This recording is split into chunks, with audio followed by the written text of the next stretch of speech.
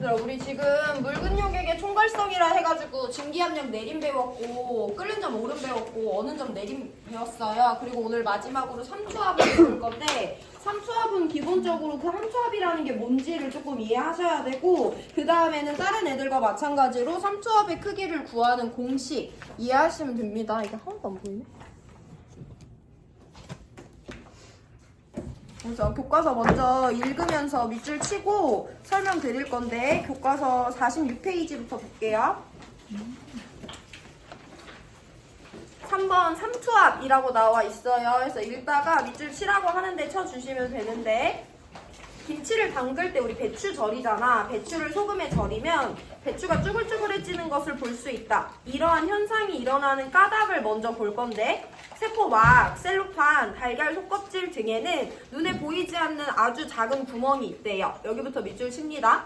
물과 같이 작은 용매 입자는 이 구멍을 통과할 수 있어. 설탕과 같은 큰 용질 입자는 통과하지 못해. 이처럼 입자를 크기든 뭐든 자기 기준에 따라 선택적으로 통과시키는 얇은 막을 반투막이라고 부를 거래요.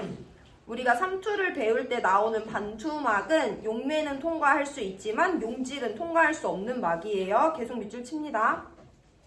아래 그림과 같이 반투막으로 한 면을 막은 용기에 용액을 넣고 순수한 용매가 들어있는 비커에 담가두었대. 밑에 그림 보면서 밑줄 치세요. 용액의 부피는 증가하고 용매의 부피는 감소하였다. 이는 반투막을 통과할 수 있는 용매 입자가 용액 쪽으로 이동하였기 때문인데 이처럼 반투막을 사이에 두고 농도가 서로 다른 두 용액이 있을 때 농도가 낮은 용액의 용매 입자가 농도가 높은 용액 쪽으로 이동하는 현상은 삼투 현상이라고 해요. 이게 삼투압은 아니다. 이 그림 보시면 이 동그라미 주머니 안에 용액을 넣어놨고 걔를 용매에다가 담궜어. 그러면 용액이랑 용매의 농도를 비교해보면 용매는 농도가 0이라고 볼 수 있지. 용질이 하나도 안 들어있으니까. 용액은 용질이 들어있잖아. 자연은 항상 평형을 추구하거든요.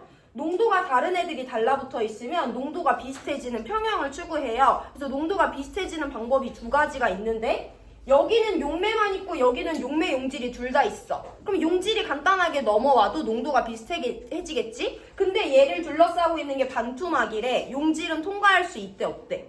없대? 근데 그런 세팅 상황에서 농도가 비슷해지기 위해서는 용매가 물에서 용액 쪽으로 이동하면 물은 농도가 계속 똑같지만 이 안에 있는 애는 그래도 농도가 점점 낮아질 수 있잖아요. 그렇게 평형을 추구하는 것이 자연적인 현상이다 라는 세팅값을 가지고 48페이지로 넘어갑니다. 오늘 우리가 구체적으로 볼 그림 자료인데요. 오른쪽 그림과 같이 외부에서 농도가 높은 용액에 압력을 가하면 삼투 현상을 막을 거래. 우리는 삼투 현상을 막는 게 중요하다. 삼투 현상을 막는 데 필요한 압력, 힘을 삼투압이라고 하며 기호로 그리스어 파이로 표시합니다. 밑에 밑줄 반투호프는 비휘발성 비전해질이 녹아있는 묽은 용액의 삼투압은 용매나 용질의 종류에 관계없이 용액의 몰농도 대문자 C와 절대온도 대문자 T에 비례한다는 사실을 알아냈다. 이를 반투호프 법칙이라고 해서 파이는 CRT라고 표현해요. R은 상수고 C가 몰농도, T가 절대온도입니다. 밑에 다 밑줄 쳐요. 그래서 이처럼 비휘발성 비전해질 용질이 녹아있는 묽은 용액의 증기압력 내림, 끓는 점 오름, 어는 점 내림, 삼투압 이것들은 모두 용질의 종류는 상관없고요. 용액에 녹아있는 용질의 입자수로 결정되는 성질값들이에요. 이 묽은 용액의 성질을 용액의 총괄성이라고 묶을 건데 그 중에 마지막 삼투압이라는 것에 대해서 봅니다. 삼투압은 간단하게 말해서 삼투 현상을 막기 위해서 내가 가해줘야 되는 힘이야. 삼투 현상은 우리가 교과서 46페이지에서 봤지만 농도가 다른 용액이 반투막을 기준으로 붙어 있을 때 용매가 이동하는 현상을 삼투 현상이라고 해요. 근데 삼투압은 삼투 현상을 막기 위한 거야. 내가 구체적으로 자료 2개 주고 삼투 현상과 삼투압에 대한 개념을 잡아볼 건데 여기 U자간이 있고요. U자간 가운데는 반투막으로 막혀 있어요.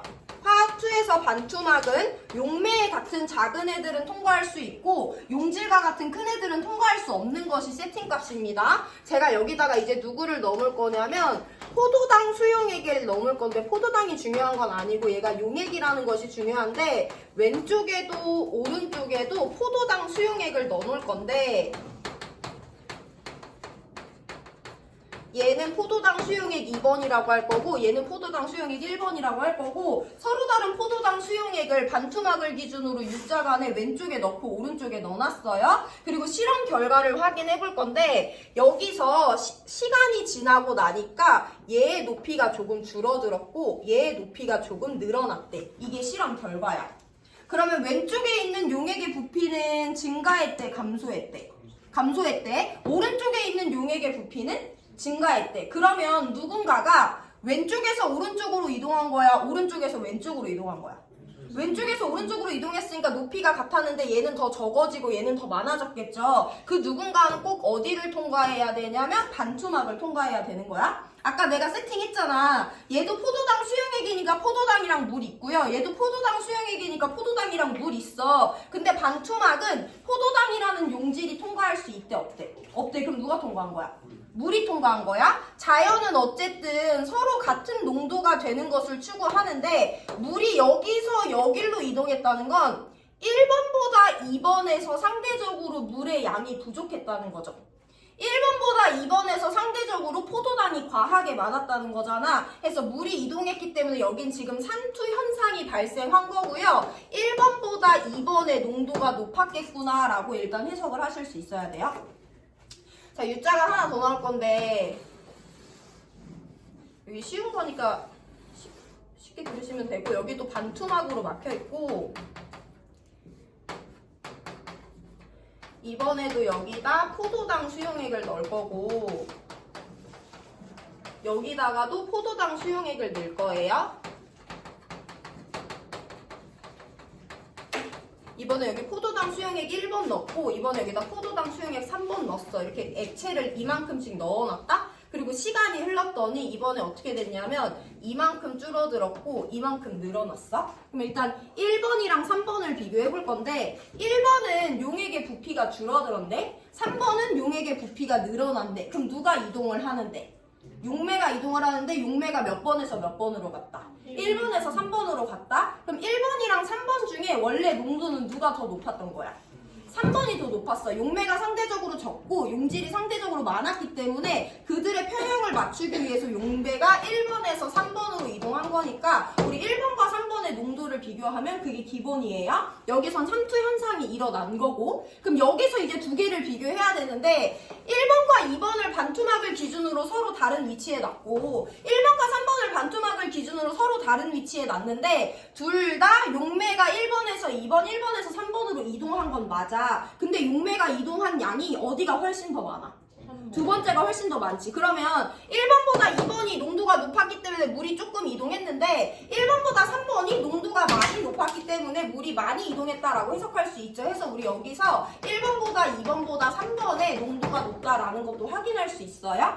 자, 이게 삼투현상 기본이야. 그럼 이제 삼투압이라는 건 뭐냐면 힘이야. 무슨 힘을 가하는 거냐면 1번보다 농도가 높은 2번을 반투막을 사이에 두고 냅두면 당연히 자연스럽게 누가 이동하는 게 물이 이동하는 게 자연의 섭리야. 근데 난 이게 이동하는 게 싫은 거야. 그래서 여기다가 어떤 힘을 가해줘요. 그럼 물이 이동하려는 힘보다 더 센 힘을 가하거나 물이 이동하려는 힘만큼의 힘을 가하면 물이 이동하지 못하잖아. 농도가 다르더라도. 그게 삼투압인 거예요. 삼투압은 삼투 현상을 막기 위해서 가해줘야 되는 힘이야. 그럼 봐봐. 여기는 농도 차이가 이만큼밖에 안 나. 그럼 이만큼의 힘을 가해줘야 돼. 여기는 농도 차이가 너무 많이 나. 그럼 물이 이동하려는 힘이 훨씬 더 세겠죠. 그럼 여기는 압을 더 세게 가해줘야 돼. 적게 가해주면 돼.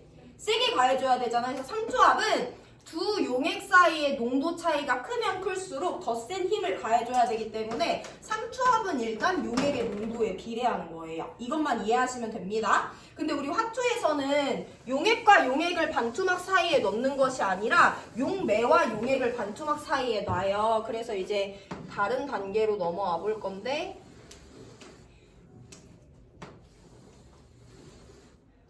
여기는 물을 넣어놨고 여기는 포도당 수용액을 넣어놨다. 이제 마지막이다 얘들아. 얘네들을 냅두고 반투막을 해놨어. 그럼 얘는 물이고 얘는 용액이니까 얘 농도 몰라도 당연히 용매는 어디서 어디로 이동한다.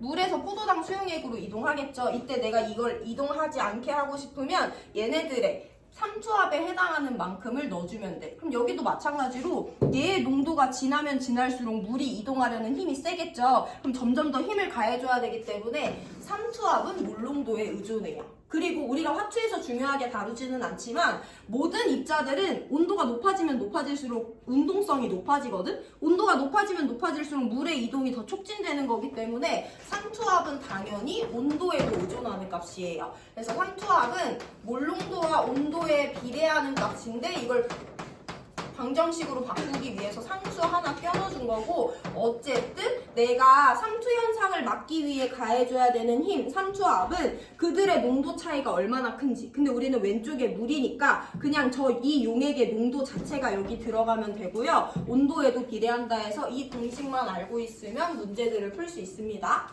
시간 2분 드릴 건데 수능 특강 2점짜리 6번 문제 한번 풀어보세요.